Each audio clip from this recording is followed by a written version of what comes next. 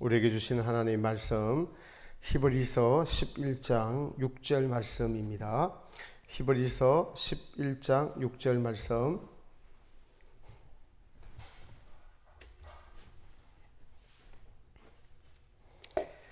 히브리서 11장 6절. 제가 가진 성경은 신약 365페이지에 있습니다. 우리 다 같이 합독하겠습니다. 시작.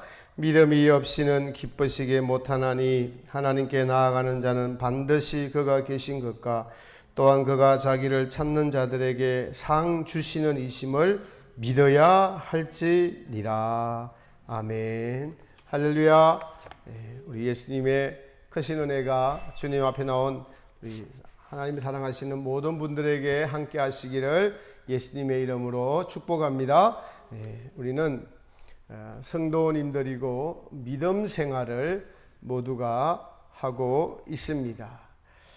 그래서 우리는 믿음을 가지고 있다 생각들을 다 하고 있고, 그리고 또 믿음 생활을 하고 있는데 정확하게 믿음 생활이 무엇인지, 또 우리가 지금 믿음 생활을 옳게 하고 있는지 우리 자신을 오늘 한번 살펴보았으면 합니다. 잘못된 믿음 생활을 말해보면은 나를 위해서 믿는 믿음 생활을 하는 것은 잘못된 믿음입니다.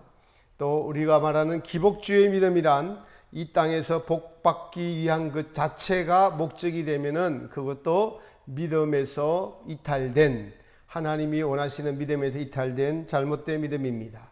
믿음 만능주의라고 해서 또 믿음이면 다 된다라는 행함이 없는 그러한 믿음도 잘못된 믿음입니다. 옳은 믿음 생활에 대해서 오늘 성숙한 믿음에 이르는 것에 대해서 오늘 본문은 말하고 있습니다. 믿음이 없이는 하나님을 기쁘시게 못한다.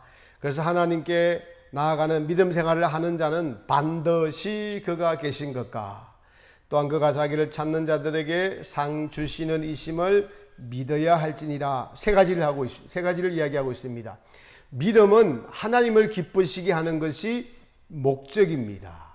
그 목적을 달성하기 위해서는 하나님이 반드시 계신다. 그리고 하나님이 계신 것을 찾고 따르는 자들에게 하나님은 상으로 갚아 주신다라고 말씀하고 계십니다. 올바른 생활은 믿음, 하나님을 기쁘게 하시는 것이 첫 번째이구나. 믿음이 있어야 우리 하나님을 기쁘시게 할 수 있구나.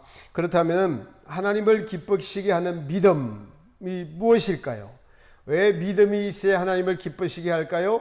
이러한 질문을 던지고 우리는 답을 얻고 이 말씀에 충실한 그러한 자가 믿음 생활을 하더라도 똑바른 믿음 생활을 하는 거고, 옳은 믿음을 생활하는 거고, 그렇게 되었을 때 살아계신 하나님을 만나고 그분이 말씀하신 것이 내 삶 속에서 이루어지고 내 심령 안에서 이루어지는 것들이 여러분 믿어지게 됩니다.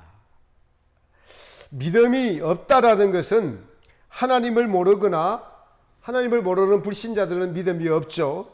그러나 또한 하나님을 안다고 하는 우리도 하나님을 잘못 알고 있거나, 또 하나님을 아는데 순종치 않거나, 이러한 분들은 행함이 없는 믿음은 죽은 믿음이므로 여러분 믿음이 어떤 부분에 있어서는 믿음이 없습니다. 여러분 우리는 하나님을 알고 있습니다. 여러분 그렇다면 하나님을 잘못 알고 있는 것은 없을까요? 여러분에게 하나님은 어떤 분이시지요? 제가 신학교에서 물으면은 그 하나님이 각자가 지금 느끼는 하나님이 다 다르더라고요. 창조주 하나님, 거룩하신 하나님, 또 연단 중에 있는 분들은 공의의 하나님, 심판의 하나님, 또 거룩하신 하나님, 이렇게 다 다르게 대답을 하더라고요. 우리가 알고 있는 이 성경의 하나님이 믿음의 하나님, 실제의 하나님, 체험의 하나님이 되려면은 절대적으로 먼저는 순종이 필요합니다. 이것 없이는 절대로 하나님을 알 수 없습니다. 이것은 원리입니다. 이렇게 정하신 이유가 있습니다. 왜냐하니까 인간의 불순종이 하나님을 떠났기 때문에 하나님은 순종하는 방법으로 하나님을 알고 찾아가도록 정해 놓으셨어요. 다시 말씀드립니다. 이게 너무나 중요합니다. 인간의 불순종으로 하나님을 떠나버렸기 때문에 하나님은 계명을 주셔서 순종함으로 말미암아 점진적으로 하나님을 알도록 우리에게 그 길을 지금 허락해 놓으셨다라는 그러한 사실입니다. 그래서 하나님께서는 친히 사람이 되셔서 이 땅에 오셔서 우리에게 순종의 본을 보이사 그 자치를 따라가게 하셨느니라. 인간의 죄 자체는 하나님께 순종할 수가 없습니다. 그러므로 누가 우리에게 샘플이 있어야 되는데 바로 믿음의 선진들이 샘플이었고 또한 가장 완벽한 샘플이 바로 예수님이신데 예수님께서 십자가에 죽기까지 순종의 본을 보여서 우리에게 그 자치 예수님의 뒤를 따라가게 하셨습니다. 그래서 예수님께서 누군지 나를 따르거든 예수님이 가신 길을 가려면은 자기를 부인하고 자기 십자가를 지고 나를 쫓을 것이니라 라고 말씀하신 것입니다. 우리를 구원하려고 이 낮고 천한 땅에 오신 것 자체가 바로 하나님께 순종하신 예수님의 모습입니다. 제자들의 발을 씻겨 주시면서 내가 너희에게 이렇게 한 것처럼 너희도 서로 낮아지고 서로 사랑하라 이렇게 하라 라고 하신 순종의 본, 사랑의 본을 보여주셨습니다. 사랑하는 성도 여러분, 우리는 하나님 앞에서 여전히 죄인입니다. 죄인과 하나님 사이에 가로막혀 있는 이 죄 때문에 우리는 온전히 순종하지 못하는 삶을 살아갑니다.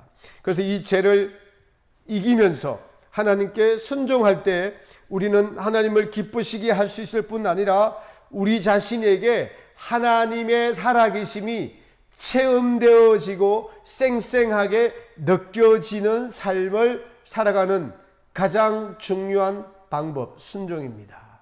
그래서 이 순종된 믿음이 있어야지 하나님을 기쁘시게 한다고 말했습니다. 여기에 가장 적합한 예화는 주님께서 누가복음 17장 5절 이하에 보면은 제자들이 예수님께 이렇게 질문합니다. 예수님, 믿음을 좀 주세요. 제가 믿음을 가지고 싶습니다. 이렇게 질문을 하니까 예수님께서 제자들에게 예화를 드는 것이 무슨 예화를 드냐? 주인과 종의 관계에 대한 예화로 믿음을 설명합니다. 주인과 종의 예화를 드신 이유는 인간의 그 말씀의 깊이는 인간의 죄는 바로 자기 자신이 스스로 주인된 것, 하나님을 떠나서 자기 자신이 스스로 주인되고 자기 자신 스스로 만족하고자 했던 것들이 죄의 근원이기 때문에 너희는 피조물이야, 너희는 종이야, 너희가 믿음이 되어지려면 너희 자신을 부인하고 자신의 만족을 위해 살지 말고 창조주 하나님을 기쁘시게 하면서 창조주 하나님에게 속하여서 창조주 하나님의 말씀을 들으면서 살도록 해봐라. 그렇게 되면 너희가 믿음이 생길 것이야. 믿음이 생길 것이야. 이렇게 말씀하시는 것입니다. 주님이 우리의 주인이 되신다는 것은 저도 이 설교를 해도 아직 예수님이 온전한 저의 주인이 되지 못하고 제가 스스로 주인이 되는 것이 아직도 많은 사람입니다. 주님이 온전히 주인 되신다는 뜻은 그 사람이 온전히 예수님의 뜻만 행하는 그러한 사람이 된다는 것입니다. 그러니까 주님의 뜻이 곧 자기의 뜻이고 주님의 마음이 곧 자기의 마음이 될 때까지 우리는 종으로서 철저하게 순종하는 종이 된다는 것입니다. 이것을 이루어가는 것이 믿음의 성장이고 믿음의 성숙입니다. 그러므로 믿음의 성장은 점진적인 것이죠. 우리는 믿음을 선물로 받았다는 것에 사실은 이 장로교에서는 더 많은 가치를 부여하고 있으나 선물로 받았다는 것은 믿음의 근거, 믿음의 시작이 예수님으로부터 왔다는 겁니다. 주님의 은혜로부터 시작이 되었다는 것입니다. 그런데 이 선물로 받은 믿음을 성장시켜 나가면서 온전해지는 것은 각자의 몫입니다. 이것이 우리가 꼭 기억해야 되는 것이죠. 그러므로 믿음의 성장은 점진적인 것이고 그리고 주님의 말씀에 얼마나 순종하느냐에 따라서 믿음의 성장은 이루어진다고 할 수 있습니다. 그러니까 하나님께 기쁨을 드리는 믿음은 순종하는 믿음입니다. 종이 되어라는 것 뜻에는 인간은 스스로 자기가 주인이 되어서 만족을 취하려는 것이 곧 죄의 시작이요, 죄의 기원이요, 그리고 그 죄가 아직도 우리를 지배하고 있는 이러한 옛사람이 우리 안에 존재하고 있다고 바울은 로마서에서 그렇게 고백하고 있습니다. 옛사람은 다름이 아닙니다. 자기가 주인이 되어서 자기 뜻대로 행하려고 하고 자기 만족대로 하려 하고 또 때로는 우리의 주인이신 예수님과 타협하려고 하고 적당히 하고자 하는 것이 우리의 옛사람입니다. 이러한 옛사람은 광야의 길을 걸어가면서 점진적으로 행실이 변화하며, 그래서 우리 옛사람을 십자가에 못 박아야 하는 것이 우리 그리스도인들의 가장 본질적인 사명이고 우리가 해야 될 일이고, 지금도 여러분의 생각이 옛사람의 지배를 받고 있는지 성령님의 지배를 받아서 예배를 드리고 있는지 여러분 안에 계신 사람은 이것이 판단되어지고 분별이 되어지고 알 것입니다. 성령의 조명을 받는 사람들은 이것을 알 수 있습니다. 예수님을 쫓는다는 것은 곧 옛사람을 따르지 아니하는 것을 의미합니다. 이 종의 삶, 순종의 삶을 살기 위해서 우리에게 본문은 이렇게 말씀하고 있습니다. 하나님께 나아가는 자는 그래서 반드시 그가 계신 것과 반드시 하나님이 살아 계시다. 사랑하는 성도 여러분, 하나님이 살아 계신 것을, 반드시 살아 계신 것을 믿습니까? 반드시 계신다는 것은 인간은 지정의 인식, 의식, 생각하고 행동하는 사람이죠. 하나님이 살아 계신다면 우리의 의식 속에 하나님을 의식하라는 겁니다. 하나님을 인식하라는 겁니다. 여러분 살면서 누구를 의식하며 누구를 인식하며 살아가는지 보십시오. 인간은 타인에게 존중을 받고 타인에게 만족을 취하고자 하는 이 죄가 우리의 주인이 되어버렸기 때문에 사람을 의식하고 사람을 인식하고 살아갑니다. 자살하는 사람들 보십시오. 사람에게 만족이 되지 않고 사람이 나를 배신했을 때, 그래서 무력감을 느끼면서 자살합니다. 사람에게 만족이 되지 않아서 그러한 것입니다. 이것이 바로 사람을 의식하며 살아가는 것입니다. 믿음은 창조주 하나님, 살아계신 하나님을 의식하고 인식하고 살아가는 것이 바로 믿음입니다. 그래서 하나님의 임재를 놓치지 않으려고 정신을 바짝 차리고 있는 것이 바로 반드시 살아계신 하나님을 믿는 것입니다. 제가 존경하는 성인 중 한 분인 로렌서 수사님께서는 아주 깊이 생각하고 심사숙고한 끝에 하나님은 반드시 살아계심을 믿었어요. 그래서 하나님의 임재를 늘 경험하기 위해서 한순간도 그분을 놓치지 않기로 결단하고, 그래서 하나님 아닌 것은 아무것도 생각하지도 않기로 하고 항상 하나님과 나만 존재한다는 의식을, 그 애행 연습을 계속했습니다. 근데 이게 어렵지 않다고 해요. 그러면서 우리에게도 권합니다. 여러분들도 하나님이 살아계심을 연습하십시오. 몇 가지만 결단하고 끊으면 그것이 결코 어렵지 않은 일임을 여러분들도 경험하게 될 것입니다라고 하나님의 임재 연습이라는 책에서 말씀하고 있습니다. 그래서 그분은 이제 이 단계를 통과하면서 더 깊이 느끼고 실천한 것이, 하나님은 반드시 계시니 어떻게 하면 그분을 잊지 않고 어떻게 하면 그분을 더 기쁘게 하면서 섬길까라고 깊게 생각하고 내린 결론이 무엇을 하든지 하나님을 사랑하는 마음으로 하기로 결단하고 실천했다는 것입니다. 그래서 로렌스 수사님은 나이가 50이 넘어서 수도에 입회했어요. 받아주지도 않습니다.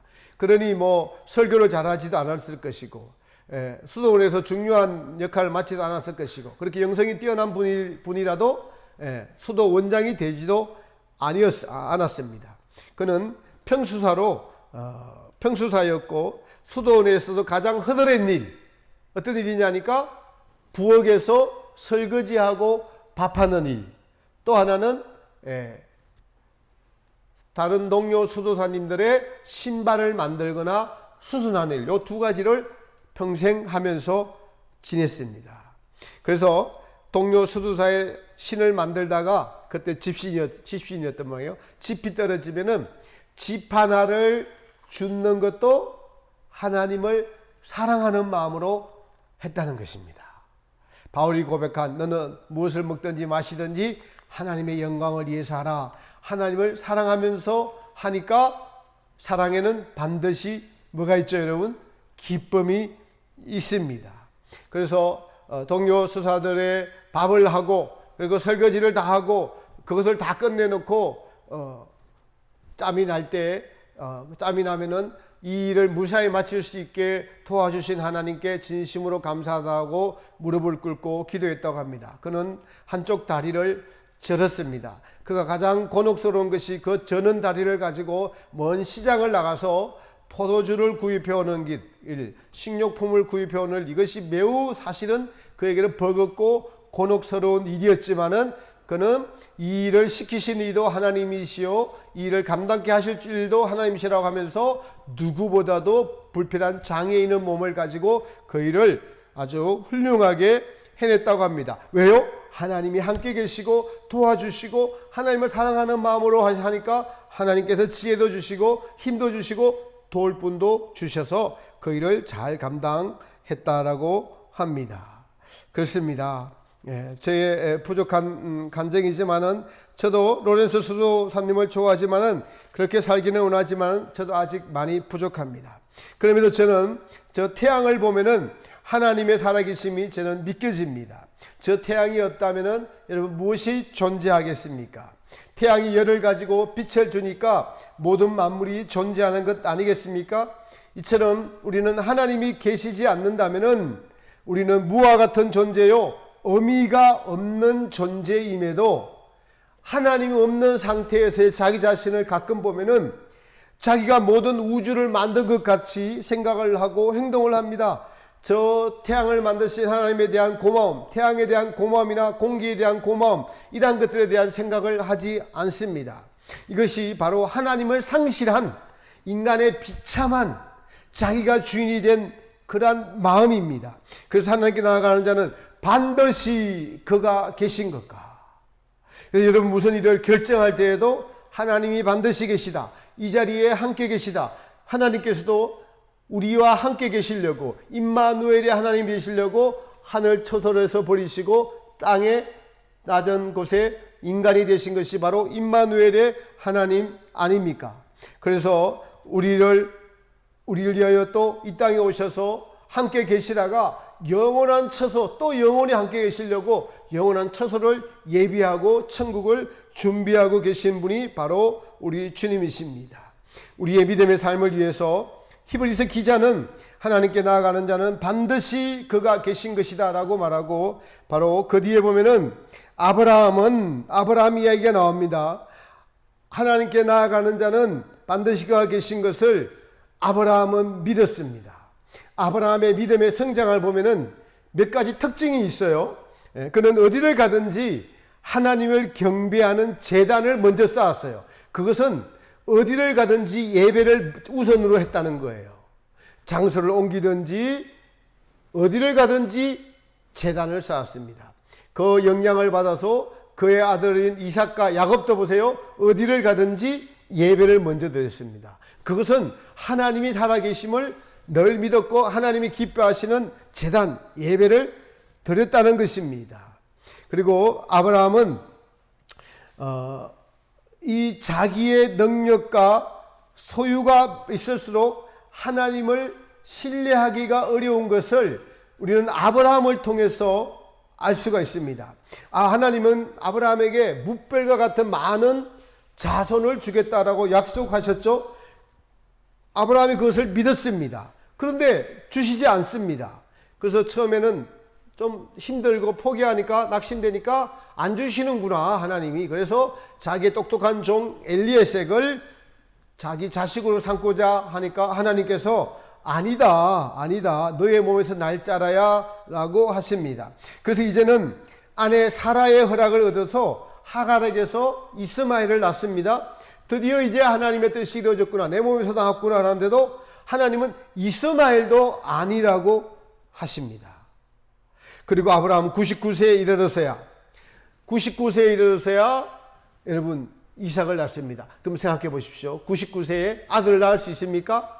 사라도 아들을 낳을 수 없고, 사라도 여러분 경수가 끊어졌고, 아브라함도 생산의 능력이 없는데, 그때서야 하나님은 아브라함에게 이삭을 주십니다.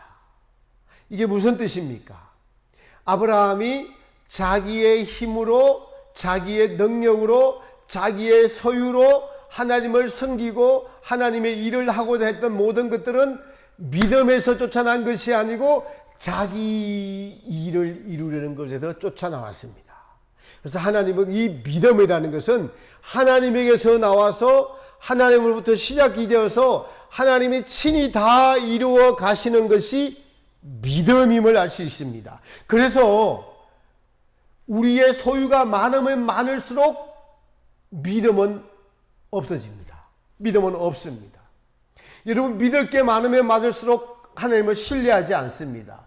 돈이 많으면 평생 돈이 우리의 죽을 때까지 삶을 보장해 주니까 하나님을 신뢰하지 않습니다. 그래서 하나님이 택한 사람에게는 하나님은 돈을 취하여 가시고 경제적인 어려움을 겪게 하셔서 하나님을 다시 찾게 하시는 하나님의 뜻과 섭리가 있습니다. 그래서 병들게 하셔서 죽음에 대해서 이 한계를 체험하게 하시고 우리의 소유와 능력을 가지고는 하나님께 나아가지 못하고 하나님을 알려고 하지 않는 자기 자신의 것을 믿고 자기 자신의 것으로 만족을 삼고 살아가려고 하는 것은 믿음과 정반대되는 하나님과 원수되는, 그래서 광야의 길은 전부 다 우리를 낮추시고 우리를 줄이게 하시고 우리를 배고프게 하시고 우리로 이 광야의 길을 걷게 하신 것은 하나님의 살아계심을 믿게 하시려는 하나님의 의도가 있습니다. 그래서 저와 여러분에게 주어진 모든 환경은 하나님의 배려입니다. 믿음을 주시려는 하나님의 배려입니다. 그렇지 않고 우리의 마음대로, 여러분의 소원대로 여러분 모든 것이 다 이루어지면 믿음은 자라지 않습니다. 하나님을 신뢰하지 않습니다. 그것은 우리 안에 뿌리 박힌 죄 때문에 그렇습니다. 우리 안에 뿌리 박힌 자기 사랑 때문에 그러합니다.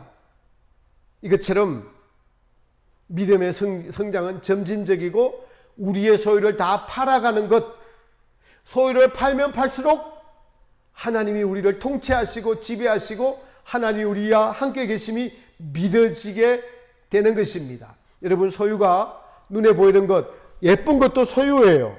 돈 많은 것도 소유예요. 많이 배운 것도 소유입니다. 나이 많은 것도 소유예요. 예, 미국에 가면 미국 시민권 있는 것도 소유입니다. 미국 시민권 소유예요. 예. 한국 동남아시아 분들에게는 한국 여권이 있는 것이 또 소유예요. 소유. 이런 것들이 다 우리를 교만하게 하고 하나님에게서 멀어지게 하고 우리를 낮아지게 하지 못하는 우리의 소유들입니다. 여러분, 하나님은 반드시 살아계십니다. 그래서 인간은 자신의 능력이 있으면 하나님을 신뢰하지 않는 것입니다.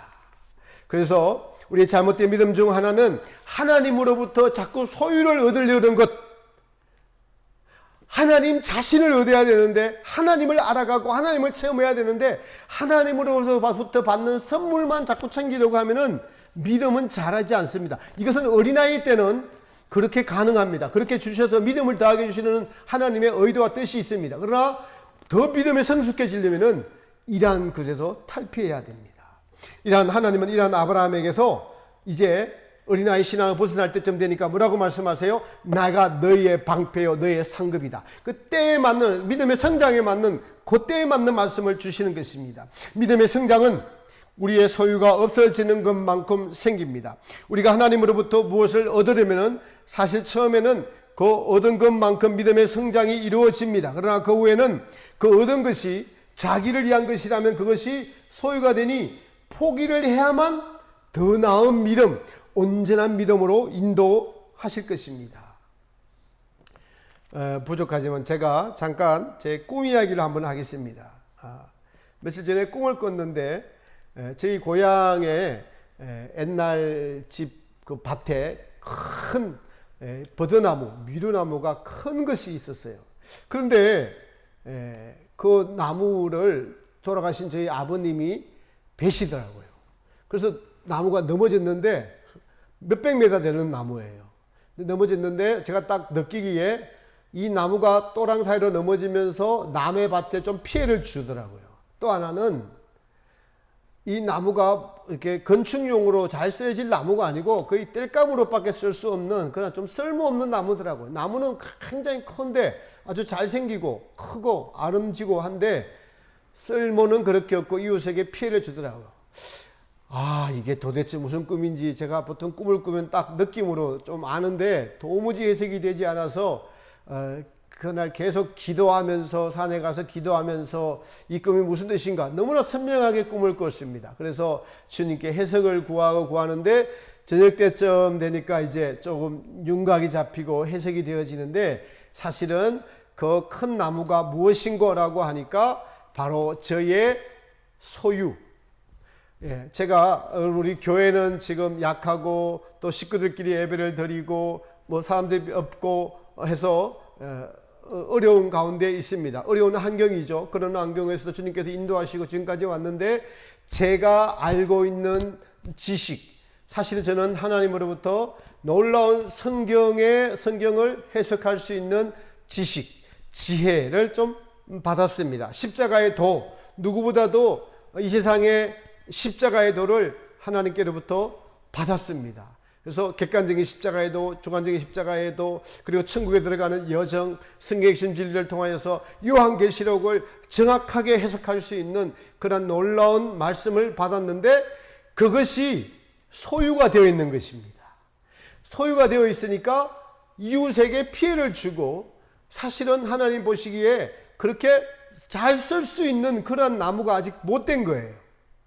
근데 그나마 그 꿈을 주시면서 또 마지막 장면에 그 나무가 반대편으로 누워 있는데 보니까 그것이 큰 고속도로와 맞닿아 있었습니다. 거기는 차가 많이 다녔습니다. 이제 이것을 나의 소유로 삼지 않고 오늘 말씀을 전하는 것처럼 제가 겸손하게 주님을 아는 것에 순종하며 자기의 소유를 버리며 살아갈 때는 많은 사람들에게 통로가 되는 그러한 징검다리가 되는 나무가 될 수 있겠구나 하는 생각을 가져봤습니다. 여러분, 믿음은 모든 것이 사실적이고 체험적입니다. 믿음의 절대성은 하나님이 반드시 계신다는 것이죠. 그리고 이 믿음은 하나님을 기쁘시게 한다는 것입니다. 이러한 실제적인 믿음은 반드시 살아계신 하나님을 만나고 삶 속에서 그분을 체험하며 동행하며 살아갈 수 있게 되어 있습니다. 그래서 성경은 하나님은 창조주 하나님, 거룩하신 하나님, 사랑의 하나님, 공의의 하나님, 이러한 하나님을 점점 체험하며 가는 것이 믿음 생활이고 믿음의 성숙입니다.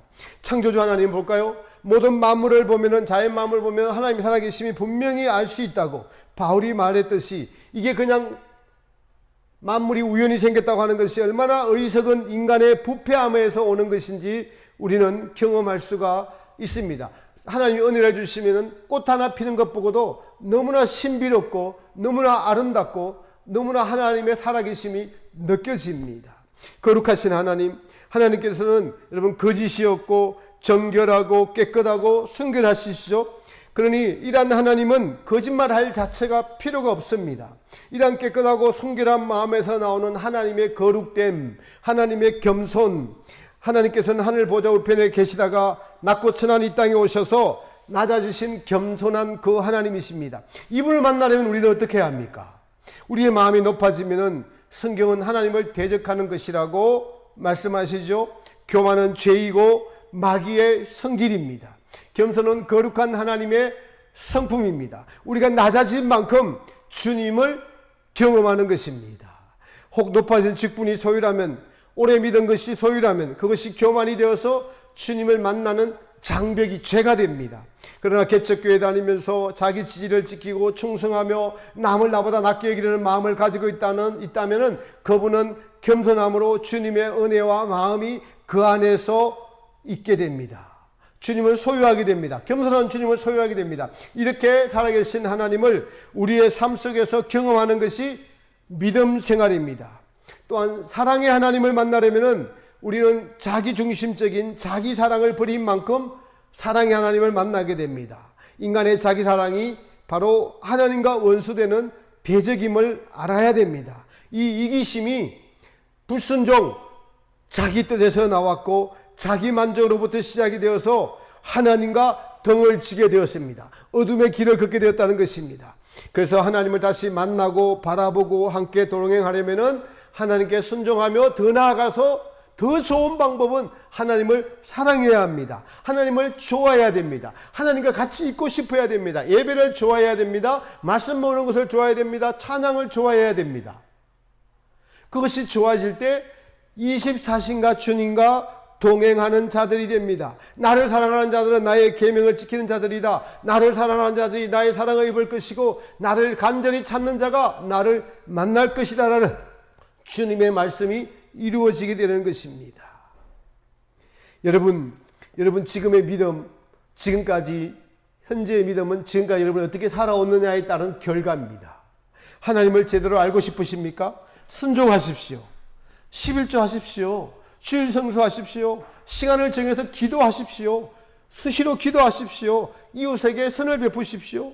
예수님을 사랑하십시오. 우리는 그러면 반드시 변화된 믿음, 성숙된 믿음을 가지게 될 것입니다. 저 태양이 그냥 그저 떠 있음이 믿겨지지, 나를 위하여 하나님이 만드신 창조물이라는 것이 믿겨질 것입니다.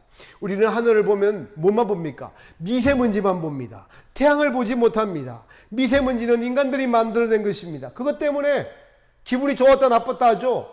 하나님을 보지 못합니다. 이 모든 것을 가능케 하신 태양을 보지 못하게 합니다. 태양을 만드신 하나님을 보지 못하게 합니다. 태양이 없다면 우리는 죽음입니다. 마음에 하나님이 없는 사람은 태양이라는 놀라운 혜택을 받고 있지만은 그 태양을 인식하지 못하고 살아가는 무지한 짐승과 같은 존재입니다. 믿음이 있어야만 하나님을 기쁘시게 할 수 있습니다. 이 믿음은 순종하는 자에게, 자기 죄를 인식하고 회개하며 죄와 피 흘리게 싸우는 자에게 더욱 확실한 믿음으로, 체험적인 믿음으로 다가오게 됩니다. 그리고 하나님은 반드시 살아계심이 믿어지게 됩니다. 제가 언제부턴가 하나님은 반드시 살아계시는 것이 믿어졌습니다. 여러분, 하나님이 반드시 살아계시니 그러니까 모든 것이 하나님 중심으로 보게 되고 판단하게 되고 살아가게 됩니다. 여러분, 코로나도 하나님의 심판이심이 믿겨집니다. 이 심판을 통하여 무엇을 하시는지도 보이게 됩니다. 하나님의 반드시 살아계시는 이 믿어지면은 죽음이 두려울까요? 아닙니다. 그 위에 말씀이 믿어집니다. 자기를 찾는 자들에게 상 주시는 이심을 믿어야 할지니라가 아니라 그냥 믿어집니다. 왜냐하면 그 마음에 벌써 하나님이 주시는 상으로 가득합니다. 무슨 상이죠? 예수님을 따라서 겸손하려고 했었더니 겸손한 사람이 되었습니다. 이웃을 사랑할 수 있는 자비로운 사람, 이해심이 넓은 사람, 하나님의 사랑을 닮은 사랑의 사람으로 변화되어가는 그 영혼 자체가 하나님의 성품으로 변화되어가는 것보다도 더 큰 축복은 없습니다. 하나님의 거룩한 성품을 닮아가려고 하는 성화를 이루어가는 이 삶보다 더 큰 상이 어디 있겠습니까? 내가 이루어진 것만큼 천국에서 나머지 환경들은 따라오는 영생복락이 우리를 따라오게 되어 있는 것입니다.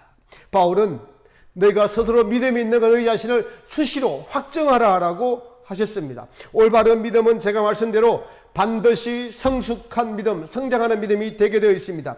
오랜 세월 동안 믿어서 변화되지 않았다면 그 첫 번째 이유는 자기를 기쁘게 하려고 하는 믿음 때문에 변화되지 않은 것입니다. 여전히 자기중심으로 판단하고 생각하고 어린아이에 머물러 있는 것입니다. 어려운 일이 닥치거나 고통스러운 일이 있거나 죽음이 닥치면은 그 어려운 일이 그 사람을 이끌어가고 죽음이 그 사람을 이끌어갑니다. 그러나 믿음의 사람은 죽음조차도 하나님께 나아가는 마지막 관문이란 성경의 말씀대로 요동치 않게 되는 믿음을 갖게 됩니다. 사랑하는 성도 여러분, 하나님은 반드시 살아계십니다. 그리고 그토록 사랑하는 자기 백성들 위하여 천국을 예비해 두셨습니다. 우리는 오늘도 천국의 주인이신 그 주인이신 예수님께서 우리를 인도하시는 천국을 향해서 한 걸음 한 걸음 광야의 여정을 걸어가고 있는 중입니다. 그러나 이 과정이 광야의 여정이기 때문에 만만치는 않습니다. 그러나 믿음이 이깁니다. 하나님께서는 살아계심으로 반드시 모든 것을 믿음으로 이기게 할 것입니다. 변치 않는 믿음, 연단받은 믿음을 하나님은 세상에 가장 귀한 금과 비교하여서 금과 같은 믿음이다라고 하셨습니다. 중요한 것은 이 말씀을 듣고 변화하려는 자세, 마음의 동기, 결단입니다. 오늘 시작하는 사람이 가장 지혜로운 사람입니다. 느끼고 깨닫고 결심하는 것이 믿음입니다. 믿음이 없이는 하나님을 기쁘시게 못합니다.